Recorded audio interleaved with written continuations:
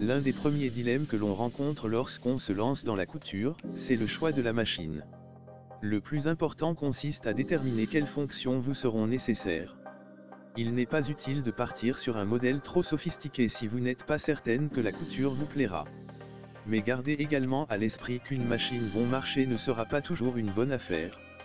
L'idéal c'est à la fois une machine simple d'utilisation et proposant suffisamment de possibilités pour vous permettre de progresser. Pour bien choisir sa machine à coudre, il est important de prendre en compte ses désirs créatifs et le temps que l'on souhaite y consacrer, occasionnel ou régulier, reprise, habillement, décoration, patchwork, broderie ou encore le type de tissu que l'on souhaite travailler. Vos projets vous guideront dans le choix de votre machine à coudre. Quel que soit le budget que l'on souhaite investir ou l'usage que l'on attend de sa machine à coudre, elle doit proposer les points de couture de base, points droits, points zigzag et boutonnières, de préférence automatique en un temps, à défaut en 4 temps.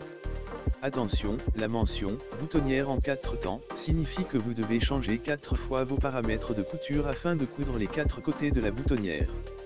Sur une chemise, cela peut être fastidieux. Le point pour couture stretch, ou élastique, s'avère utile pour travailler les tissus extensibles comme le jersey par exemple.